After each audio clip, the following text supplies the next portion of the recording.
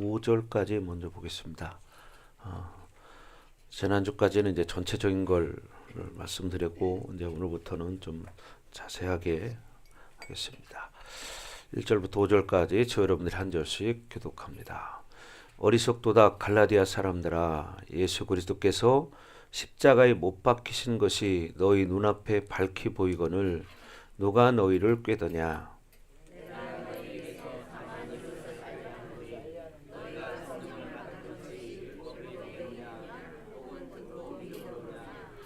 너희가 이같이 어리석으냐. 성령으로 시작하였다가 이제는 육체로 마치겠느냐.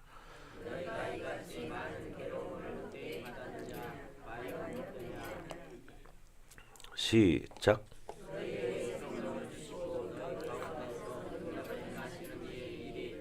율법의 행위에서냐 혹은 듣고 믿음에서냐. 자, 지난주까지 이제 전체적인 것들을 우리가 봤습니다. 그래서 지난주 끝에 그런 얘기를 했습니다. 우리가 하나님의 자녀가 되었다는 것은 하나님처럼 살아갈 수 있다는 거예요. 그래서 히브리서 2장 11절 말씀처럼 거룩하게 하시는 이와 거룩하게 함을 입은 자들이 다 한 근원에서 나왔다. 이렇게 말합니다. 자, 그래서 예수님이 어떻게 너희를 형제라 부르기를 부끄러워하지 아니하신다고 말합니다. 아멘. 대영이 반드시 앉아라. 저기 의자에. 예. 야, 대영아. 의자에 가서 앉아. 지은이도 반드시 앉고. 지은이도 여기 의자에 앉아. 의자에 앉으라고. 예. 자, 거룩하게 하시는 자. 거룩하게 하시는 자가 누구입니까? 하나님이시죠. 근데 거룩함을 입은 자는 누구예요? 우리죠. 그러니까 어떻게 돼요? 하나님과 우리는 한 근원에서 나왔다는 거예요. 예. 예수님과 우리는 한 근원에서 나왔다. 왜? 하나님이 우리를 창조하셨기 때문에. 그렇죠. 그러니까 하나님의 자녀들은 어떻게 해요? 하나님처럼 살 수 있다는 거예요. 아멘. 그래서 우리가 이런 실질적인 존재감을 가지고 살아야 한다는 거죠. 자, 왜? 우리는 하나님의 자녀들인데 오늘 이제 3장 1절에 말하는 것처럼 이 갈라디아 성도들을 향해서 바울이 뭐라고 말해요? 어리석도다 이렇게 말합니다. 어리석도다. 왜 어리석다고 말할까?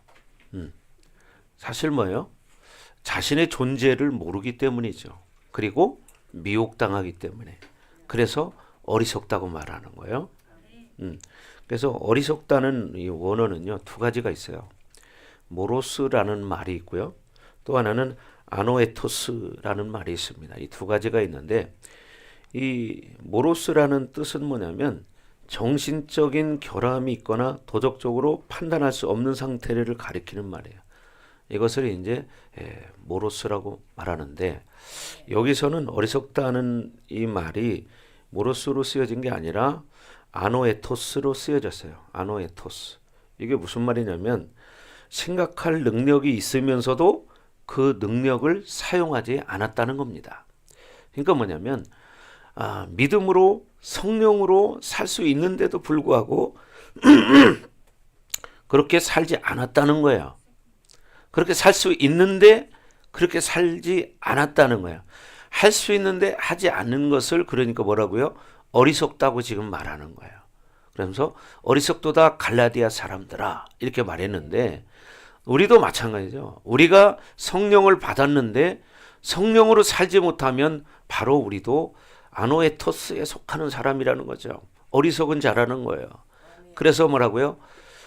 우리는 이제 성령으로 충만해져서 하나님 말씀으로 하나님의 능력을 행하면서 살아가는 그런 하나님의 자녀가 되어야 한다는 거예요. 그런데 이 율법적인 것이 있죠. 율법적인 것들. 그것은 뭐예요? 율법은 형식이에요. 어떤 보여주기 위한 거예요. 어떻게 우리가 세상적으로는 어떻게 해요? 보여적인 체계적인 어떤 순서대로 탁탁탁탁 일을 하게 되면 잘한다고 그래요. 그러나 그건 세상적인 거고 결국 여기 어리석다고 바울이 이렇게 갈라디아 성도들에게 한 말은 뭐냐면 사실은 지금 갈라디아 성도들을 야단치는 겁니다. 어리석다고 말하는 것은 왜 너희들이 믿음으로 살 수 있는데 왜 미혹이 돼서 아직도 유대교에서 행하던 그런 것들을 지금도 하고 살아가느냐 그런 이야기를 하는 거예요. 그러니까 여러분도 뭐예요? 하나님의 자녀가 돼서 성령을 받았는데 성령으로 살지 못하고 늘 옛사람으로 살던 옛습관으로 살아간다면 어리석은 사람이 된다는 거예요. 세상에 속고 그죠? 또 이 땅에는 영적인 존재도 있죠. 그래서 미혹이 되면 생각을 빼앗기거든요. 생각을 빼앗기면 그 사람은 하나님이 주시는 것으로 사는 게 아니라 자기 미혹된 것으로 반응하게 되고 행동하게 되고 말을 하게 돼요. 그러니까 어떻게 돼요? 하나님을 모르는 거예요. 이론으로만 아는 거야. 이론으로. 여러분 하나님은 살아계시고 지금도 우리와 함께 하시고 우리가 체험할 수 있잖아요. 그죠? 체험할 수 있잖아요. 근데 이 살아계신 하나님을 느끼지 못하는 것이 얼마나 참 아이러니한가. 왜? 우리는 하나님이 창조했는데 쉽게 말하면 그런 거예요. 여러분을 낳아준 부모가 있는데 자기 부모를 모르는 거하고 똑같은 거예요. 여러분 부모를 모르는 사람, 세상적으로도 부모를 인정하지 않는 사람, 이런 사람들은 금수만도 못하다 이런 말을 하죠. 그죠? 예. 자기를 낳아주고 길러준 부모를 모른다면 그게 어떻게 사람이냐. 세상에 그런 말을 해요. 그런데 우리는 우리를 만드신 분이 누구인지를 알아요. 그죠? 알아. 그럼 그분을 왜 모르고 사냐? 왜?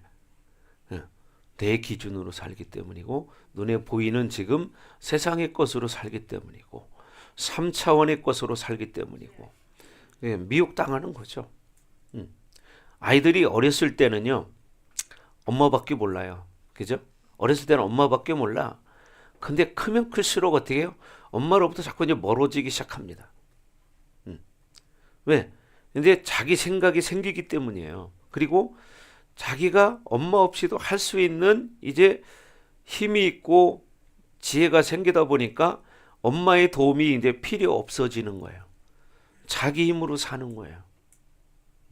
그런데 자녀들도 마찬가지죠. 자기 힘으로 그렇게 살지만 결국 나중에 가다 보면 어떻게 후회를 해요. 왜? 내 생각대로 안 되기 때문이죠. 그러나 이 자녀 문제는 부모에 의해서 만들어지는 것 같지만 사실은 하나님 앞에 내려놔야 됩니다. 그리고 그 자녀를 진짜 사랑한다면 자녀를 위해서 기도하는 부모가 되어야 됩니다. 그럴 때 그 자녀를 하나님이 키워가고 만들어가는 거예요. 자, 그래서 바울은 이렇게 갈라디아 성도들이 이제 하나님의 자녀가 됐는데 하나님의 자녀답게 살지 못하고 이제 또 미혹이 되어져서 예전에 유대교를 믿었던 그런 사고를 가지고 그런 미혹을 당한 거예요. 그런 사람들이 왔기 때문에 야 구원받는 거 좋은데 그래도 야, 할례는 해야 돼. 뭐 이런 식인 거죠. 곁들여지는 거예요. 그러니까 오늘날 교회를 다니면서도 여전히 어떤 것을 의무적으로 율법적으로 행함으로 구원받는다는 착각을 하는 거예요. 행함으로 구원받는 조건은 없습니다. 아멘. 그래서 결국 3장 3절에도 어리석다는 말이 또 한 번 나오는데 결국 뭐냐면 지각이 없다고 말하는 거예요. 지각이 없다. 깨닫지 못한다는 거죠. 분별이 안 된다는 거예요. 그래서 여러분 율법으로 산다는 것은 생명이 없이 사는 거예요. 생명이 없이 사니까 어떻게 돼요? 그냥 진짜를 모르고 그냥 멍한 상태로 살아가는 거예요. 그러니까 진리를 모르는 거죠. 세상적으로는요. 율법적으로 뭘 잘하면 형식적으로 보여지는 거로 잘하면 야, 저 사람 똑똑하다. 저 사람 잘한다. 저 사람 샤프하다. 뭐 이런 말들을 많이 합니다. 이런 사람들은 근데 문제가 뭐냐면 하루살이 같은 거예요. 하루살이는요. 하루 살잖아요. 이거 어떻게 내일을 모르는 거야. 그러니까 여러분 우리가 육적인 기준을 가지고 세상적 기준을 가지고 지금 먹고 사는 게 연연하고 세상적으로만 살아가는 사람들은 내일을 모르는 하루살이 같은 거예요. 하루살이. 예. 여러분 하루살이가 막 열심히 살죠. 땀 흘리면서 그죠? 그런 거 땀 흘리는 거 봤어요? 그냥 사는 거죠. 하루 살면 죽으니까. 우리는 그런 하루살이 인생이 아니고 내일이라는 게 있습니다. 내일. 예. 그리고 내일만 있는 게 아니라 우리는 영생이 있습니다. 영생. 영원히 살아요. 그래서 영혼을 모르는 사람들은 지각이 없이 산다는 거예요. 멍한 상태로. 세상적으로는 똑똑해 보이지만 사실은 뭐냐? 모르는 거거든요. 목사님 가끔 이제 상담하는 사람들이 이렇게 찾아오는데 그분들하고 대화를 해보면 그분들은 오직 뭐냐면 세상적 기준만 가지고 사는 거예요. 그러니까 뭐예요? 원리를 모르는 거예요. 원리를 모르면서 사니까 어떻게 인생이 회복될까요? 안 됩니다. 될 것 같았는데 어느 날 뭔 일이 생겨가지고 이렇게 됐다는 거예요. 그러니까 뭐예요? 내일을 모른 거였죠. 여러분 하나님을 모르고 사는 사람이 바로 그런 거예요. 내일을 모르는 사람. 이 땅이 전부인 줄 알고 사는 거죠. 율법적인 삶. 근데 우리 찬양이 있죠. 내일 일은 난 몰라요. 그죠? 내일 일은 난 몰라요. 예. 여러분 우리의 삶은 하나님의 뜻에 달려 있습니다. 자, 그래서 우리는 이 땅의 것이 아니라고 성경 여기저기에 많이 말하고 있는데 오늘 한번 누가복음 12장 한번 볼까요? 누가복음 12장 한번 15절 보겠습니다.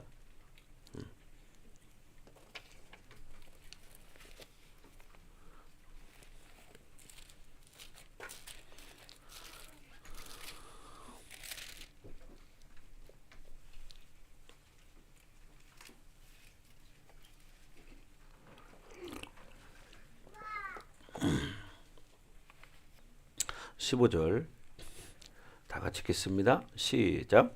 그들에게 이르시되 삼가 모든 탐심을 물리치라. 사람의 생명이 그 소유에 넉넉한 데 있지 아니하니라 하시고. 예. 삼가 모든 탐심을 물리쳐라. 왜? 사람의 생명은 그 소유에 넉넉한 데 있지 않다. 이렇게 말하는 거예요. 근데 우리는 육적인 삶을 사는 사람들은 소유가 많으면 최고인 줄 알잖아요. 왜? 땅의 것만 바라보기 때문이죠. 한 치 앞을 내다보지 못하는 거예요. 자, 그 뒤에 이제 16절부터 쭉 보면 거기에 뭐가 나오냐면 어떤 한 부자 이야기가 나옵니다. 한번 읽어볼까요? 16절부터 저와 여러분들 한 절씩 읽겠습니다. 또 비유로 그들에게 말하여 이르시되 한 부자가 그 밭에 소출이 풍성하매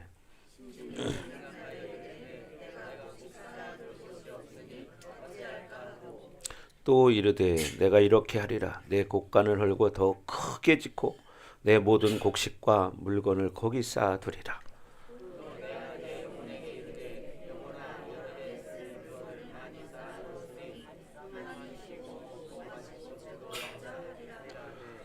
하나님은 이르시되 어리석은 자여 오늘 밤에 내 영혼을 토로 찾으리니 그러면 내 준비한 것이 누구의 것이 되겠느냐 하셨으니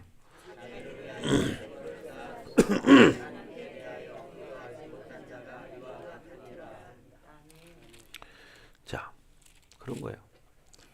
여러분 오늘 밤에 여러분의 영혼을 취한다면 내가 가지고 있던 것이 누구 것이 되겠느냐? 네 것이 되겠느냐? 이렇게 말하죠. 그래서 우리는 이 땅에서 율법적인 삶을 살면 안 된다는 거예요. 그래서 결국 율법적인 삶을 사는 것은 하루살이 삶을 산다는 거예요. 하루살이 같은. 그래서 반드시 의인은 영혼을 향한다는 사실이죠. 우리가 지난주까지는 의인에 관한 이야기를 참 많이 했습니다. 의인. 예. 그래서 의를 해결한 사람의 분명한 공통점은 뭐냐면 하나님을 향한 온전한 방향성이 결정되어 있다는 거예요. 그죠? 그래서 하나님의 의를 받아들인 자들의 모습입니다. 그러나 율법은 이 땅이 다인 줄 알고 땅의 것에 목숨 걸고 그냥 살아요. 근데 세월 지나가면 병들고 나이 먹잖아요. 그죠? 나이 먹고 병들고 생로병사가 있죠. 여러분 석가모니가 바로 이걸 깨달은 거예요. 예. 석가모니가 어느 날 인생살이를 구경하고 싶었어요. 그래서 평민 복장을 하고 세상에 나왔습니다. 그리고 쭉 사람들의 사는 모습을 쭉 지켜봤어요. 그리고 보니까 사람이 태어나서 늙고 나니까 병들고 죽는구나. 이게 사람의 전부이구나. 이걸 깨달은 거예요. 그래서 사람이 이렇게 태어나서 늙어서 병들어 죽는다면 그게 끝이라면 이게 너무 험한 거 아닌가. 그래서 뭐 정말 진리가 없을까. 그것을 찾아서 왕궁을 떠났습니다. 그게 바로 석가모니예요. 그래서 석가모니가 사실 산속에 들어가서 이제 도를 닦기 시작한 거죠. 진리를 찾기 위해서. 그 인생의 도를 깨닫기 시작한 거예요. 그런데 진리를 모르기 때문에 인간의 한계에 갇혀서 석가모니도 여전히 그렇게 살다 늙어서 병들어 죽었습니다.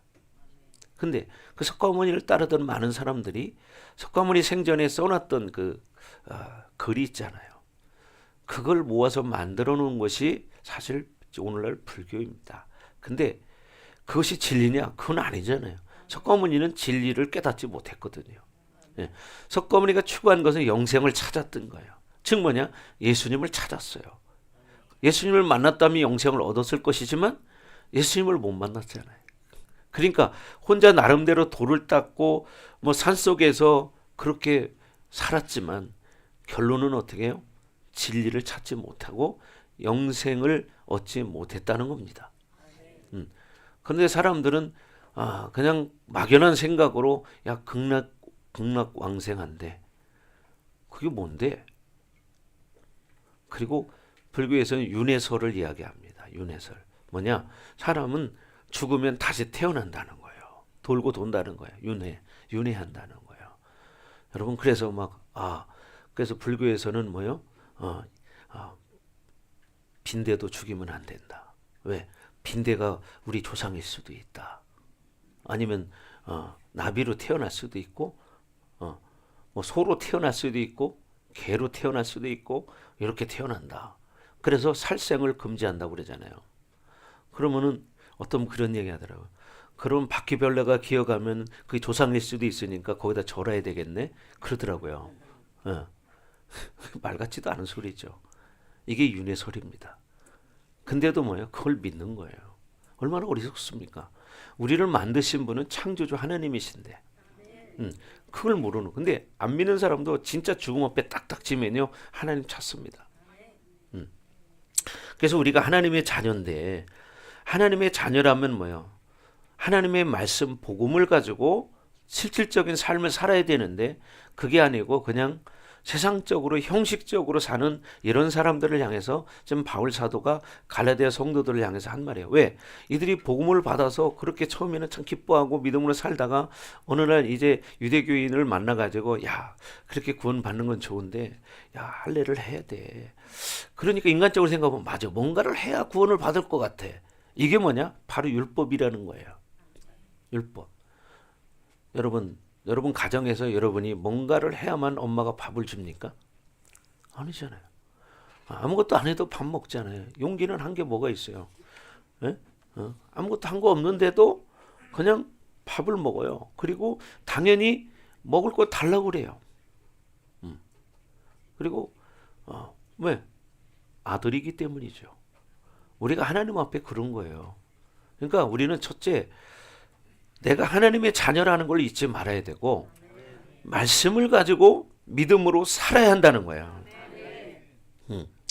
그래서 여러분들은 이제 방향성을 온전히 하나님께 맞추고 살아가야 된다.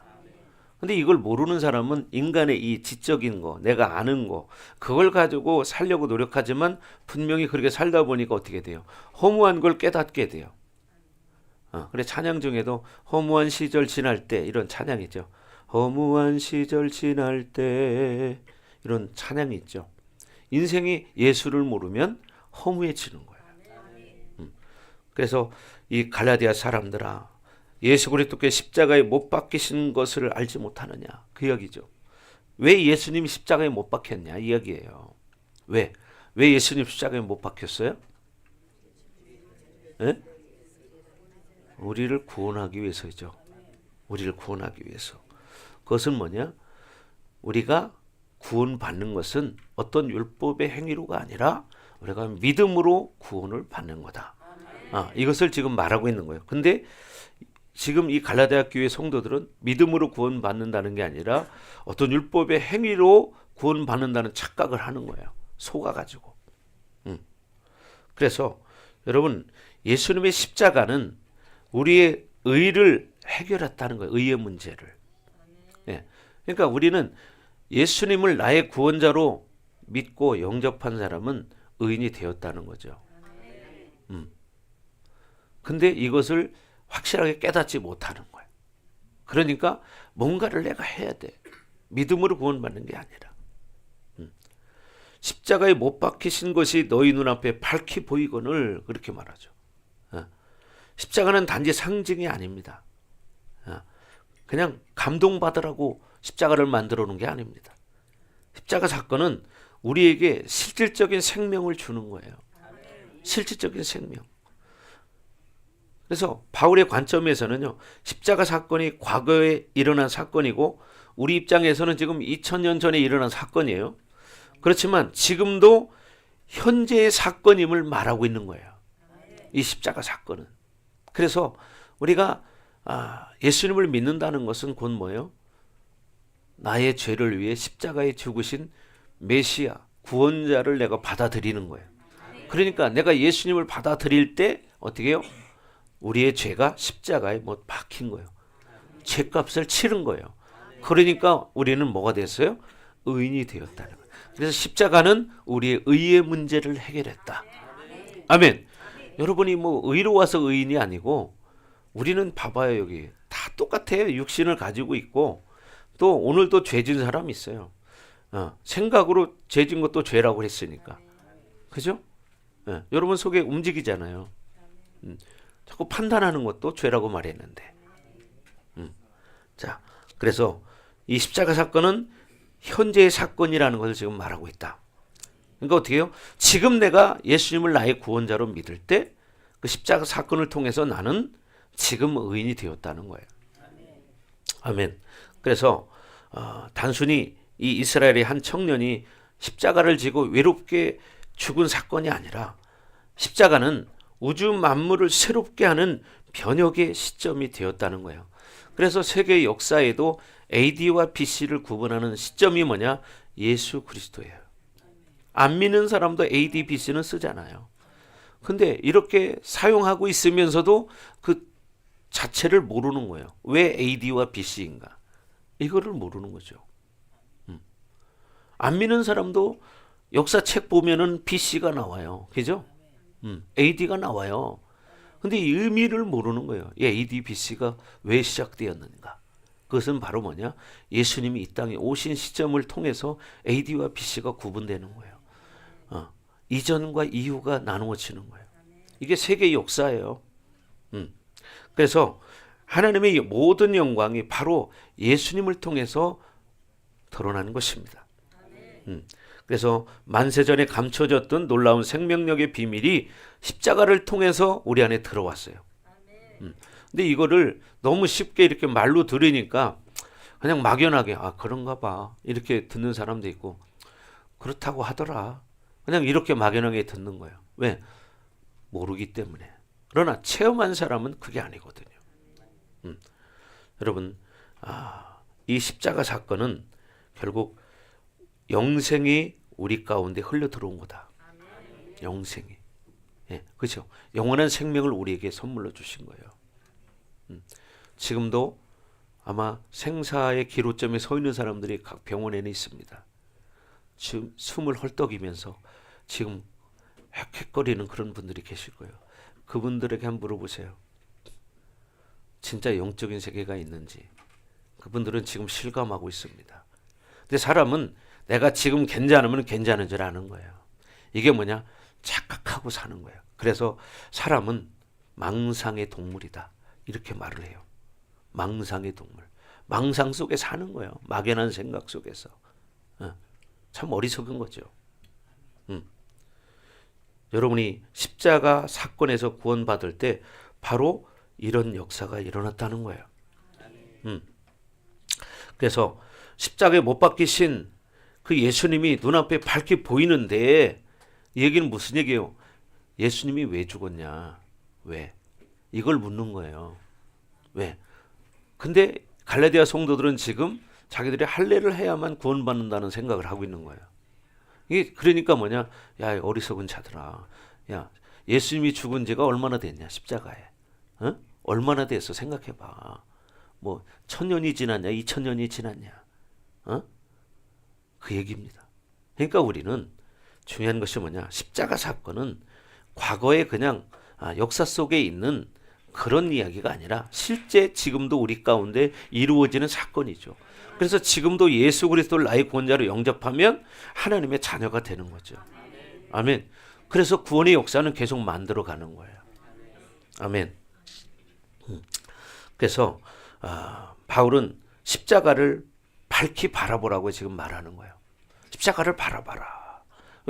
바라보는데 뭘 바라보라는 거예요? 왜 예수님이 십자가에 죽었냐? 이걸 생각하라는 거죠. 그죠? 왜 예수님이 십자가에 죽었냐? 이걸 생각해 보라는 거예요. 그래서 우리가 구원을 받은 것도 시와 공간을 초월한 사건이고요. 우리가 더 이상 회개 때문에 십자가를 찾지 않지만 로마서 5장 8절처럼 사랑의 사건이기 때문에 지금도 십자가를 찾는 거예요. 여러분 로마서 한번 5장 8절 말씀을 다 같이 한번 읽어보겠습니다.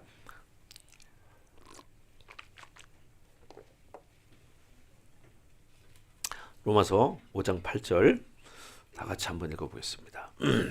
자, 앞에 자 보시고 시작. 우리가 아직 죄인 되었을 때에 그리스도께서 우리를 위하여 죽으심으로 하나님께서 우리에 대한 자기의 사랑을 확증하셨느니라. 우리가 아직 죄인 됐을 때, 우리가 죄인일 때 그리스도께서 우리를 위해서 죽으심으로, 십자가의 죽으심으로 하나님께서 우리에 대한 자기의 사랑을 확증해 주셨대요. 하나님 우리를 사랑했기 때문에 너희가 죄인이지만 예수님을 십자가에 죽였다. 왜? 너희를 살리기 위해서. 그 이야기입니다. 우리는 죄인이었지만 죄인인 우리를 위해서 예수님이 십자가에 죽으신 것은 바로 하나님이 우리를 얼마나 사랑하는가를 증명해 보이시는 거다.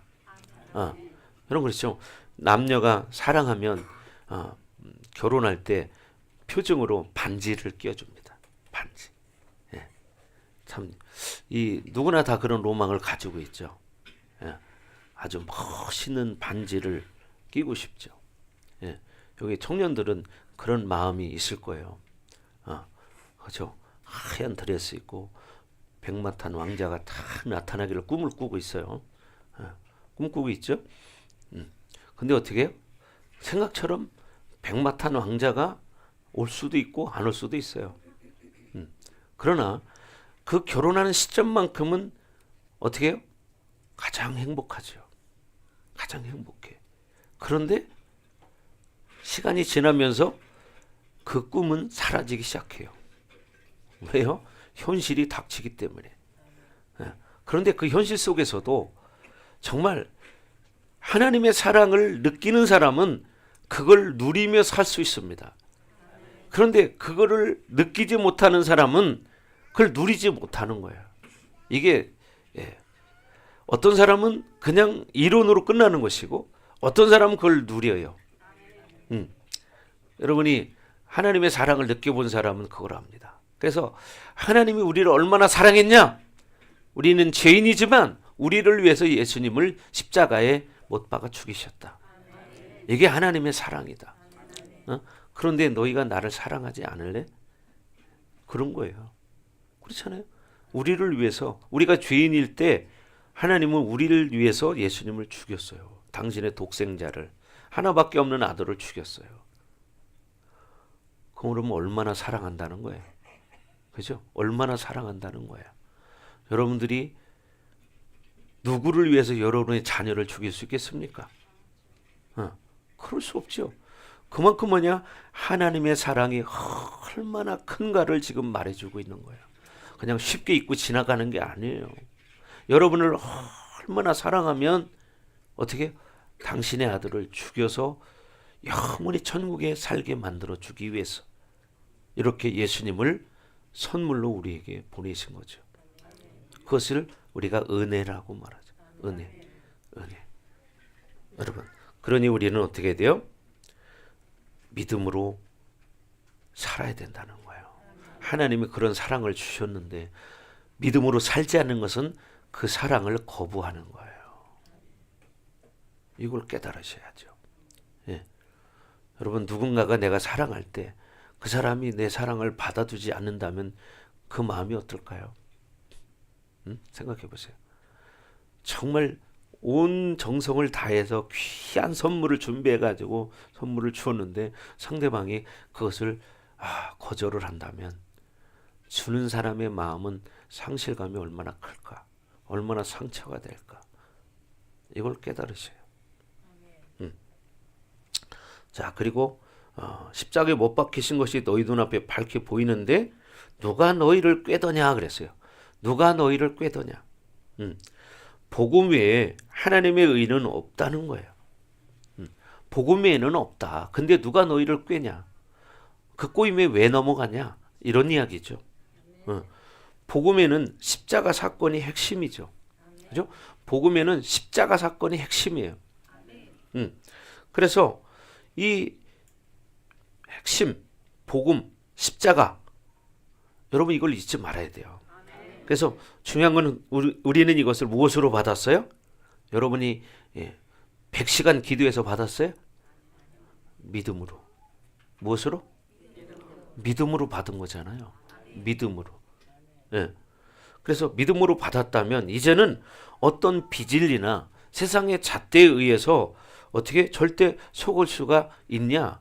그 얘기죠. 속을 수 없다. 누가 너희를 꾀더냐? 이렇게 말하는 거죠. 그러니까 무엇 때문에 너희가 속았냐? 세상 것이냐? 아니라는 거죠. 이렇게 너희는 지금 영생을 얻은 것은 믿음으로 받았는데 믿음으로 살면 되는 건데 무엇을 너희가 한다고 해서 너희가 구원을 받겠느냐? 할례를 한다고 구원 받을 것 같으냐? 그렇지 않다. 이것을 말하는 겁니다. 그러니까 중요한 것은 어때요? 믿음으로 받고 내가 믿음으로 사는 것입니다. 아멘. 믿음으로 받고 믿음으로 살아야죠. 그래야 구원을 받는 거지. 여러분 어떤 율법의 행위를 한다고 해서 구원받는 것은 아니기 때문이죠. 그 이야기를 하고 있는데 오늘날 수많은 크리스찬들도 살아가는 삶 가운데서 그 착각 속에 사는 거예요. 내가 뭔가를 잘해야만 구원받을 줄 아는 거예요. 물론 잘하면 좋겠죠. 그러나 내가 잘하지 못할 때 예수의 이름으로 회개하고 하나님 앞에 나아가는 거라고 그랬잖아요.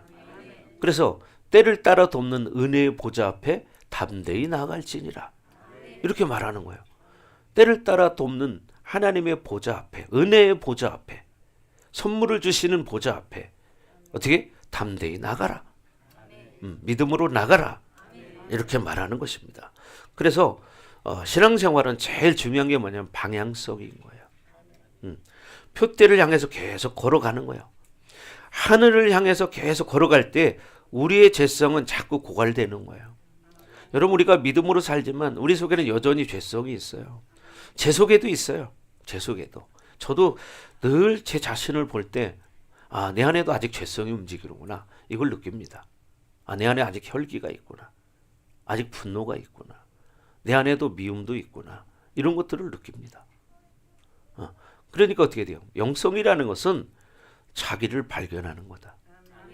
이게 영성이라고 제가 수없이 말씀드렸는데 자기를 발견하고 깨닫는 사람은요 변하게 돼 있어요. 근데 자기를 보지 못하는 사람은 늘 아전인수격인 거예요. 자기밖에 몰라. 참 어리석은 거죠. 자기 하는 건 다 오라. 자기 하는 건 다 오라요. 왜? 말씀을 모르기 때문에. 자기 속에 말씀이 녹아 들어가지 않았기 때문에 자기를 보지 못하는 거예요. 말씀을 이 안에 녹아 들어가면요. 이 말씀이 뭐라고 했어요? 복음이라고 했잖아요. 말씀이 들어가면 사실은 뭐냐면 영적 거울이 되는 거예요.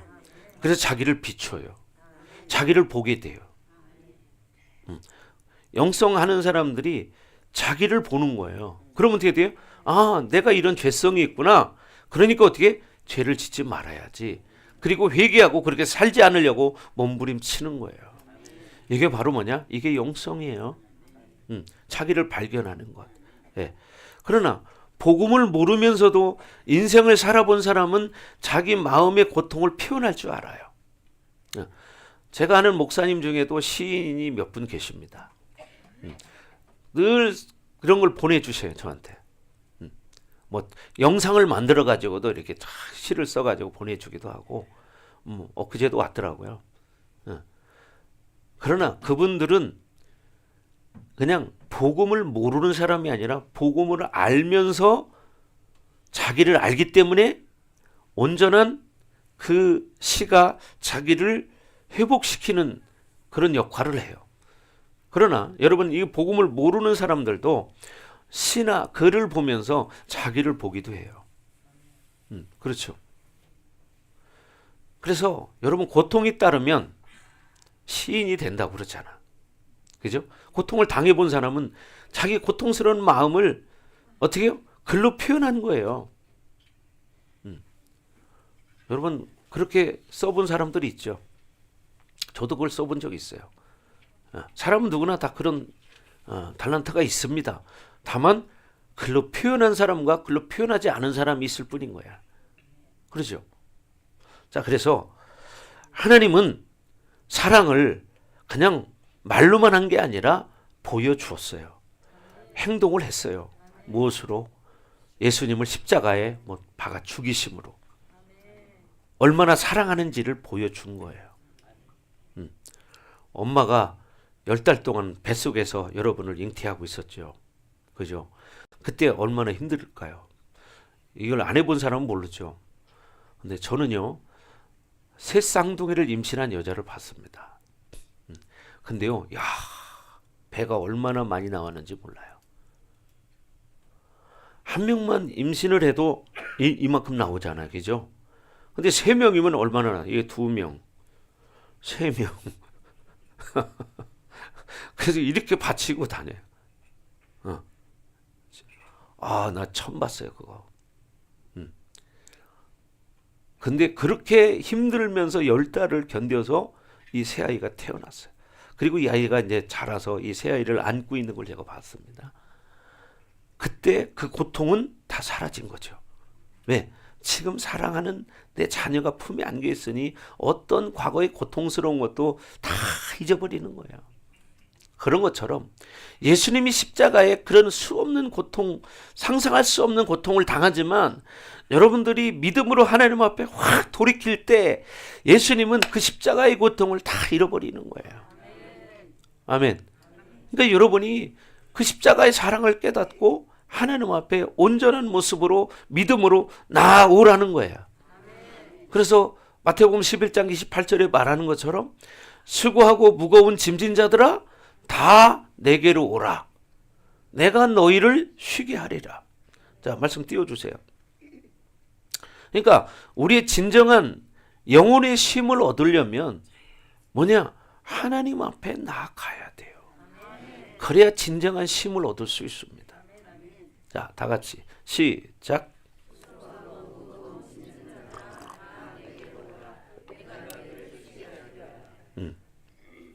그 신앙생활은요, 방향성이라는 거예요. 그러니까 우리는 자꾸 하나님 앞에 나가야 돼요. 인생 여러분 다 수고가 있죠. 무거운 짐이 있어요. 찬양도 있죠. 무거운 짐을 나 홀로 지고 견디다 못해 쓰러질 때, 그죠? 어떻게 해야 돼요? 견디다 못해 쓰러질 때 하나님 앞에 나오라는 거예요. 그래야 하나님이 인생의 회복을 주는 거예요. 근데 사람들은 지금 육신의 만족을 느끼면 그게 만족인 줄 아는 거예요. 돈 조금 있어서 내가 갖고 싶은 거 갖고 좋은 집에 살고 좋은 차 타고 돈 좀 있어서 내가 사고 싶은 거 사고 마음껏 이렇게 사는 거, 그걸로 만족하는 거예요. 이거는 여러분 동물이나 다를 바가 아무것도 없습니다. 동물도 그거는 하고 살아요. 그러니까 하나님 모르는 사람은 그렇게 동물적인 삶을 사는 거예요. 왜? 모르니까. 저도 그렇게 살았던 사람이고. 그래서 그때는 뭐냐? 육신적인 만족일 뿐인 거예요. 근데 뭐가 있어요? 그 뒤에는 허무함이라는 게 있어요. 여러분 살아보셨잖아요. 허무함, 공허함 이런 게 있죠. 예수를 모르면 나이를 드시면 드실수록 마음속의 공허함은 더 커져갑니다. 그리고 나이를 먹을수록 뭐가 오냐? 죽음에 대한 두려움이 이제 다가오기 시작합니다. 사람이 죽으면 어떻게 될까? 그죠? 죽으면 어떻게 될까? 그냥 꾀까닥하고 죽으면 아무것도 모르고 싹 끝날까? 그럼 뭐가 문제겠어요? 그게 아니니까 문제죠. 그래서 여러분 우리는 하나님의 후사라는 걸 잊지 않고 하나님의 은혜의 선물을 계속 받아들이는 믿음의 삶을 살아야 한다는 거예요. 아멘. 그래서 성령이 내 안에서 확정시켜주는 확증을 가지고 계속 믿음으로 사는 거다. 아멘. 여러분도 사실 그렇게 살고 싶어요. 그런데 마음대로 안 돼. 그래서 성경이 뭐라고 그래요? 마음은 원이로되 육신이 약하도다. 마음은 원인데 육신이 약해서 못한다는 거야. 그러나 우리가 믿음을 가지고 계속 나오라는 거죠. 그래서 믿음을 통해서 하나님의 약속, 하나님의 유언을 계속 받아들이는 거예요. 후사로서의 삶을 살아가는 거예요. 이게 뭐냐? 하나님의 자녀로서 이제 하나님 나라를 기업으로 받는 거예요. 여러분 이걸 꼭 명심하시기 바랍니다. 그래서 그런 믿음의 삶을 사십시오. 분명히 우리의 인생은 이 땅에서 끝나는 게 아니라 영생이 있다. 영생. 그래서 여러분이 정말 바울이 갈라디아서 6장에서도 말하는데 십자가 외에는 결코 자랑할 것이 없다. 십자가 외에는 결코 자랑할 게 없다. 왜? 십자가를 통해서 복음을 우리에게 선물을 주었기 때문에. 복음을 주었다는 것은 뭐예요? 우리에게 영생을 주었다는 거예요. 우리에게 구원을 주셨다는 거예요. 그러니까 어떻게 우리가 자랑할 것은 십자가밖에 없다. 그래서 바울이 갈라디아서 2장 20절에도 내가 그리스도와 함께 십자가에 못 박혔나니 그런즉 이제는 내가 사는 것이 아니요 내 안에 그리스도께서 사시는 것이라. 이렇게 고백합니다. 그러니까 이걸 체험해야 그걸 아는데 모르는 사람들은 나를 믿죠. 제가 어제도 어떤 친구에게 그런 이야기를 했습니다. 교회 다니라. 그랬더니 그 친구가 뭐라고 말하냐면 나는 나를 믿는데 나를 믿는데 근데 그 말이 얼마나 갈까요? 저는 속으로 웃었습니다. 그래 얼마나 가나 두고 보자. 결국 너도 꺾어질 거니까. 그죠? 나이 들면 병들게 돼 있잖아요. 그죠? 여러분 여기 50 이상 60 넘어가신 분들 주변에 보십시오. 안 아픈 사람 있나? 여기 60대 이상 50대 이상 되신 분들 중에 안 아프신 분 한번 손 들어봐. 아무도 없어. 자기가 모를 뿐이지 안 아픈 게 어디가 있어. 여러분 우리 몸은 지금도 진행형이에요. ing예요. 다만 지금 탁 하고 터지지만 않았을 뿐이야. 이걸 모르는 거야. 그러니까 인생이 어리석다는 거죠. 그러니까 어제도 어떤 분 상담을 했는데 그분이 갑자기 코로나라는 것을 생각지도 못했는데 그 일이 터져가지고 이제 어떤 새로운 일을 하게 된 거예요. 인생이 바로 그런 겁니다. 아무리 잘 나가던 사람도 하루아침이에요. 아주 잘 나갔었대요. 아주 잘 나갔었대. 그런데 누가 코로나가 터질 줄 알았어요? 그렇죠? 다 마찬가지죠. 코로나로 인해서 겪은 고통들이 얼마나 많은지 모릅니다. 그 피해 본 사람들이 얼마나 많은지 모릅니다. 그분들이 코로나가 있을 거라고 생각이나 있습니까? 아무도 생각을 못했어. 마찬가지예요. 앞으로도 마찬가지예요. 이렇게 아무도 느끼지 못해서 코로나가 닥친 것보다 더 확실한 죽음의 순간이 있다. 그 이후에 벌어질 일을 여러분이 상상이나 할 수 있겠느냐? 상상할 수 없다. 그러니 너희는 십자가를 온전히 바라봐라. 십자가 밖에는 그 답을 줄 것이 없다. 그러나 그 십자가를 바라보지 않는 자들은 상상할 수 없는 상황을 맞이하게 된다. 사실 복음 속에는 이런 뉘앙스가 담겨 있습니다. 이걸 깨달으셔야 되는데 이걸 깨닫지 못하는 거예요. 왜 그러냐? 지금까지 살아오면서 우리 속에 있는 비진리가 있기 때문이에요.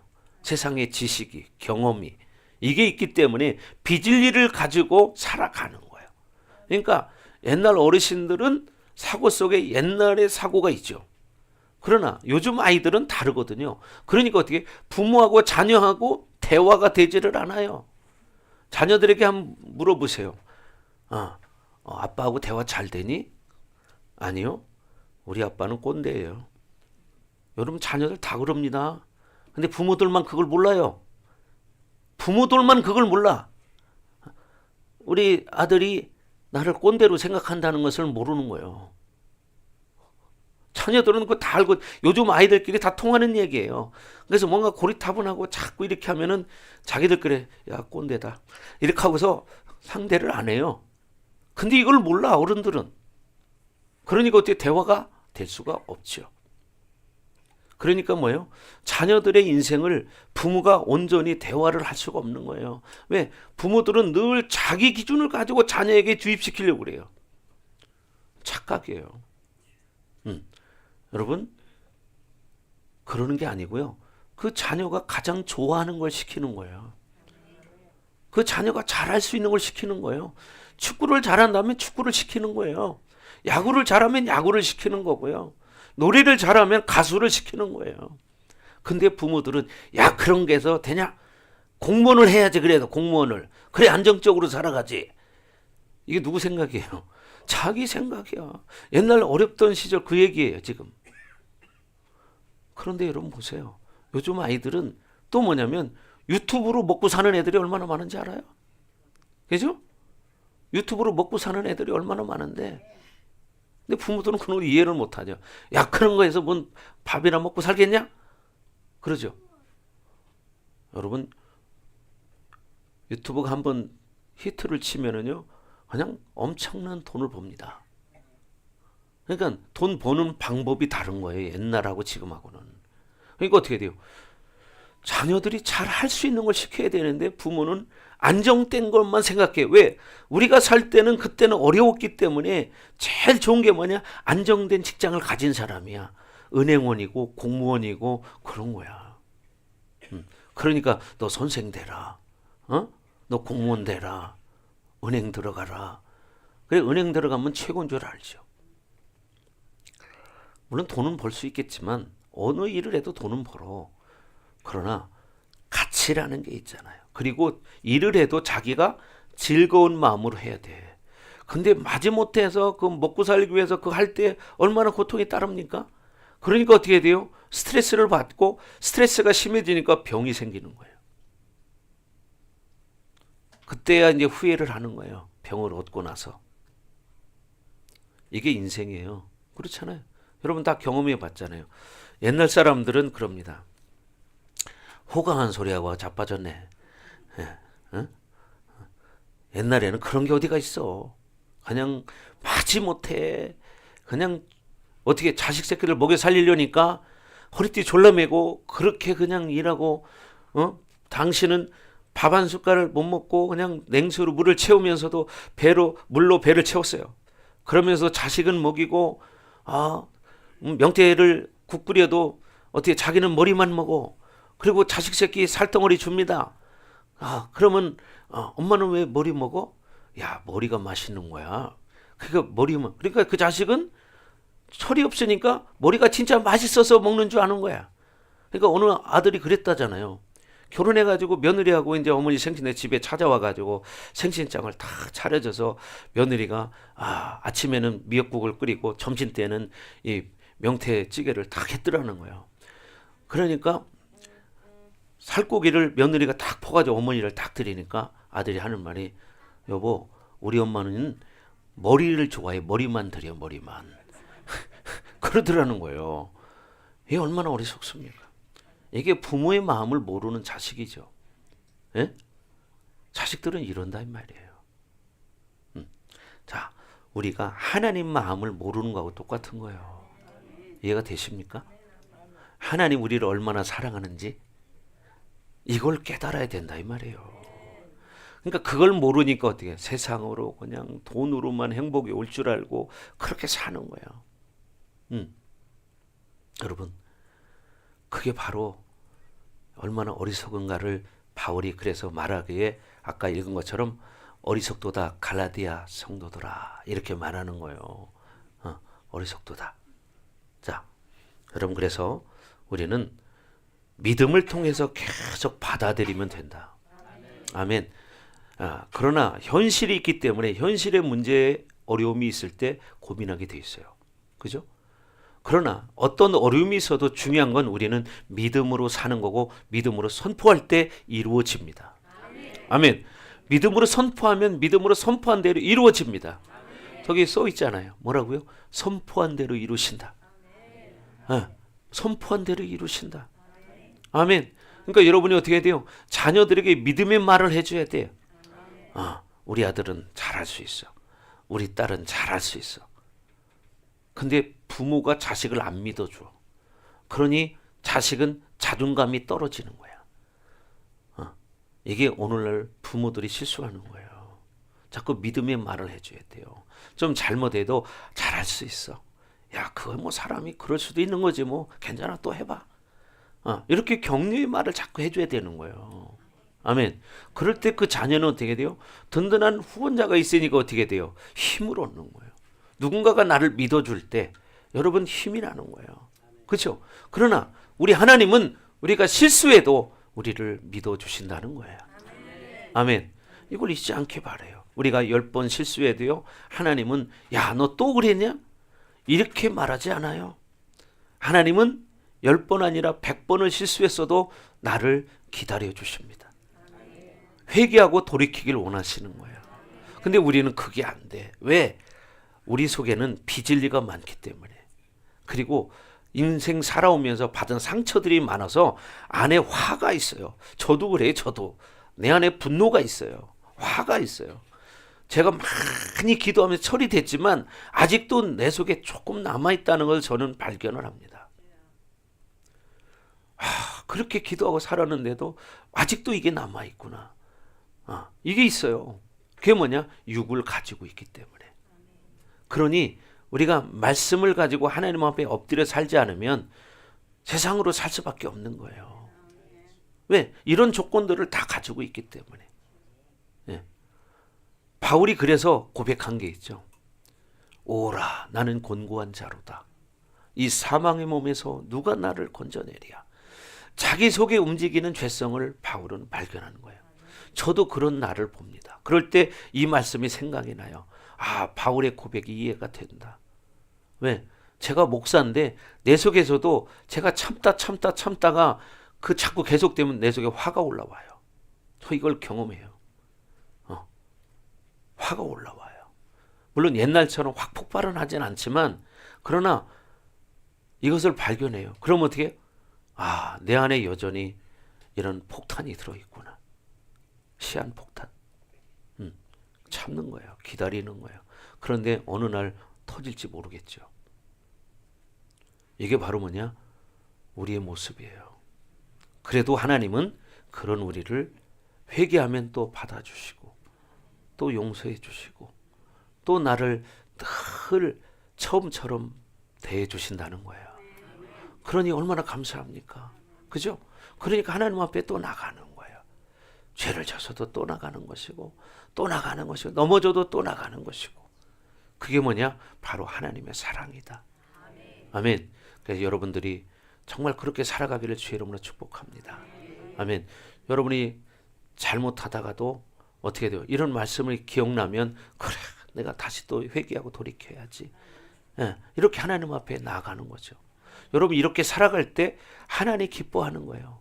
근데 인간들은 자기 고집이라는 게 있거든요. 여러분 자기 고집 가지고 있으면 망합니다. 이거 아셔야 돼요. 하나님 앞에도 여러분 고집 부리면 망합니다. 여러분 고집을 깨트리시기 바라요. 여러분 고집을 꺾으시기 바랍니다. 아멘. 그럴 때 하나님이 여러분을 사용하십니다. 그렇죠? 고집 부리면 사용 안 해요. 그리고 여러분이 말씀과 삶이 자꾸 일체가 되게 살려고 노력하셔야 돼요. 이게 안 될 때는 우리에게 주어진 특권, 회개를 하는 거죠. 그죠? 그러니까 우리가 늘 회개가 몸에 배야 되고, 그렇게 살지 않으려고 몸부림을 쳐야 되는 거예요. 아멘. 여러분 속에 내 자신을 늘 발견하라 이 말이죠. 내가 얼마나 말씀에 벗어난 삶을 살고 있는가. 예? 이걸 깨달아야 되는 거예요. 예? 내가 얼마나 말씀에 벗어나서 하나님 기뻐하지 않는 내 생각으로 살고 있나. 하나님이 제일 싫어하는 게 뭔지 아세요? 자기 힘으로 사는 거예요. 알아요? 하나님이 제일 싫어하는 게요, 자기 힘으로 사는 거예요. 그래서 하박국 선지자가 하박국서에 보면 나옵니다. 네. 여러분 자기 힘으로 사는 걸 하나님은 아주 싫어합니다. 그러니까 여러분 나를 깨트려야 돼요. 아멘. 저도 이런 말을 제가 여러분 앞에 선포하잖아요. 그러니까 어떻게 돼요? 나도 내 삶 가운데서 이걸 깨트리기 위해서 몸부림을 칩니다. 왜? 나는 뱉은 것으로 끝나지 않고 내가 했기 때문에 그렇게 살아보려고 노력하는 거예요. 그러니까 여러분도 똑같아요. 말씀을 들었다면 들은 자에게는 책임이 있어요. 책임이 있으니까 어떻게 말씀대로 믿음으로 살아야 된다는 거지. 아멘. 예. 근데요, 우리가 말씀 안 먹고 기도 안 하면요, 육이 더 강해지기 시작해요. 그러면 성령이 눌리게 돼 있어요. 그 갈라디아에서 그런 말하죠. 육체의 소욕이 강하면 성령의 소욕이 약해지고, 성령의 소욕이 강해지면 육체의 소욕은 약해진다. 이게 바로 그러죠. 그래서 사람이 두 마음을 품고 있다고 성경은 말하고 있어요. 그리고 바울도 두 사람이 내 속에 싸우는 것을 내가 보는도다, 이런 고백을 합니다. 그래서 여러분들이 정말 믿음으로 사시기 바랍니다. 아멘. 그래서 우리는 정말 믿음으로 후사가 되었고, 후사로서의 권세와 능력이 내 안에 와 있다. 이것을 여러분이 믿어야 되고, 그것을 발산하면서 여러분이 살아가셔야 되는 거예요. 아멘. 그러니까 중요한 건 자꾸 내가 믿음으로 반응하는 거야. 아멘. 자꾸 믿음으로 반응하는 거야. 믿음으로 선포하고, 할 수 있다. 나도 할 수 있다. 그리고 믿음으로 선포하는 거야. 나는 회복된다. 우리 자녀는 회복된다. 우리 가정은 회복된다. 내 질병은 회복된다. 내 육체의 질병도 완전히 깨끗이 나을 수 있다. 아멘. 왜? 예수님이 내 질고를 지고 십자가에 죽으셨기 때문에 내가 기도할 때 하나님 은혜가 임하면 어떤 질병도 깨끗이 낫는다. 아멘. 이런 믿음을 가지면 어떻게? 그런 역사가 일어나잖아요. 근데 어떤 사람은 다 똑같이 되지는 않으니까, 하나님이 은혜에 의해서 어떤 사람은 빨리 고침받는 사람도 있지만 어떤 사람은 오랜 뒤에 고침받는 사람도 있어요. 그럴 때마다 사람들은 어떻게 해요? 야, 저 사람은 저렇게 빨리 났는데 나는 왜 이렇게 빨리 안 낫는 거야? 근데 거기에는 하나님 뜻이 있어요. 하나님 뜻이. 뭔 뜻이 있을까? 내가 하나님 기뻐하지 않는 것들을, 성품을 가지고 있다는 거예요. 내가 받게 할 게 있다는 거예요. 그걸 깨달으셔야 돼요. 불평할 게 아니라 그걸 깨달아야 돼요. 왜 하나님이 나에게 이걸 계속 이렇게 주실까? 중요한 건 뭐냐? 믿음이에요. 믿음. 그래서 여러분 믿음으로 선포하기를 주의 이름으로 축복합니다. 자, 기도하겠습니다. 자, 시온으로 기도할 때 하나님 그렇습니다. 내가 정말 믿음을 가진 자인데 정말 믿음으로 살지 못했던 것들을 회개합니다.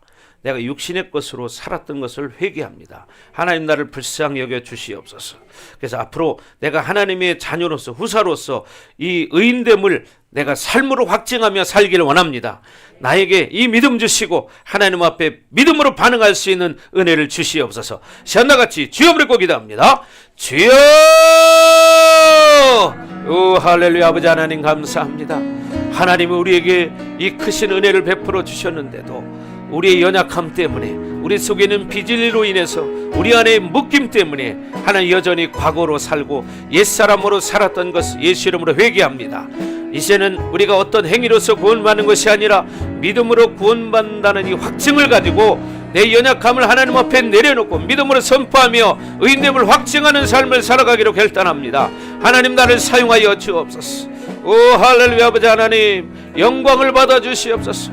나를 긍휼히 여겨 주시고 나를 사용하여 주시옵소서. 믿음으로 반응하며 살기를 원합니다.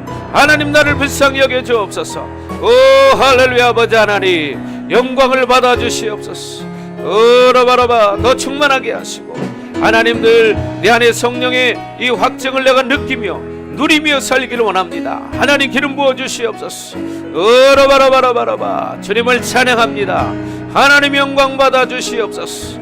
오라바라바라바, 주님을 찬양합니다. 하나님, 영광 받아 주시옵소서.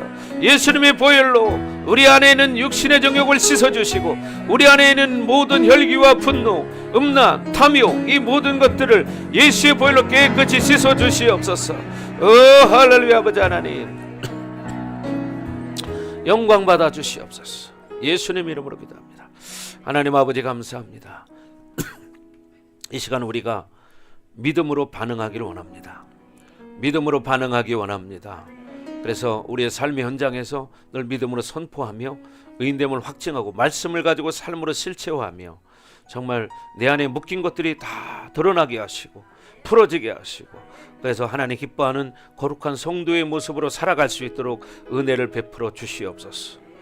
이제는 이 교회 머리가 되시며 우리의 구원자가 되시는 예수 그리스도의 은혜와 독생자를 아낌없이 우리를 위해 땅에 하나님의 아들을 보내주신 하나님의 그 사랑을 깨닫게 하시고 성령의 충만하심으로 내주 교통하게 하시니 하나님, 이 모든 것들로 하나님 우리가 살아가기를 간절히 소망합니다. 우리 사랑하는 성도들 머리 위에, 각 가정 위에, 우리 반석교회 위에, 그리고 이 나라와 세계 열방 위에 이제로부터 영원토록 함께할지어다. 아멘.